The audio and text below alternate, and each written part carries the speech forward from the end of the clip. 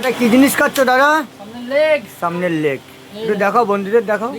এই দেখেন বন্ধু, হলো সেই অমিত ভাইয়ের অরিজিনাল দেশি খাসি, দেখেন সামনের লেগ। আর সাথে সাথে দেখেন নারকেল পিস। বন্ধুদের একটু নারকেলটা একটু ঘুরাই দেখাও, না কি করে বসবে। এই দেখেন, এই হলো সেই অমিত ভাইয়ের সেই দেশি খাসির মাংস, সামনের রান।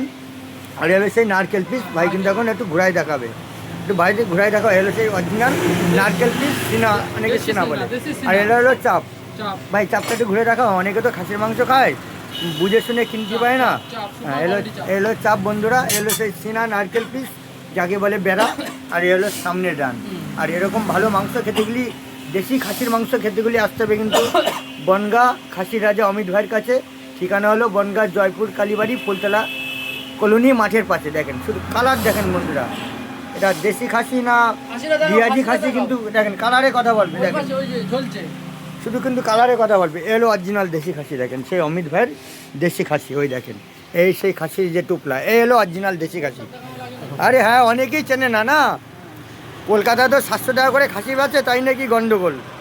এলো অরিজিনাল দেশি খাসি, দেখেন বন্ধুরা কালারে কথা বলবে। এই দেখেন কিন্তু কালারে কথা বলবে, অরিজিনাল দেশি খাসি কালারে কথা বলবে।